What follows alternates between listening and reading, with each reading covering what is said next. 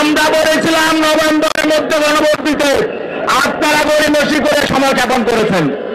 এখন যদি নভেম্বরে দিতে না পারেন, যেদিনই দেন নির্বাচন আগে দিতে হবে। প্রয়োজনে নির্বাচন ফেব্রুয়ারিতে হবে না, আরো 2 মাস পরে হবে, কিন্তু গণভোট ছাড়া বাংলাদেশে নির্বাচন হবে না। গণভোট আগে হবে, রাষ্ট্র সংস্কার নিশ্চিত হবে, তারপরে নির্বাচন।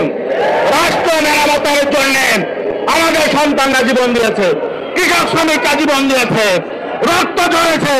অতএব এটা নিয়ে কোনো তাও বাহানা চলবে না। আমরা আন্দোলন মাত্র শুরু করেছি ঐক্যবদ্ধভাবে, আন্দোলন তীব্রতর হবে।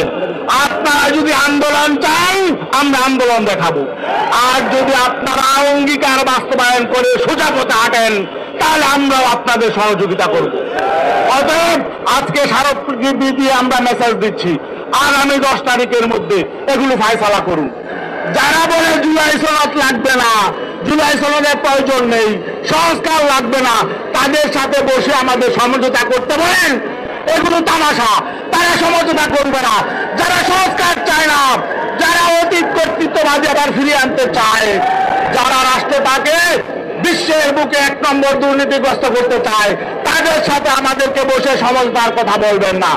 প্লিজ আপনারা সোজা পথে হাঁটুন। আর নয়তো যে এই জনতা এত ফেসিবাদী মহাশক্তিকে উঠিয়েছে, তারা কিন্তু নতুন সিদ্ধান্ত নেবে।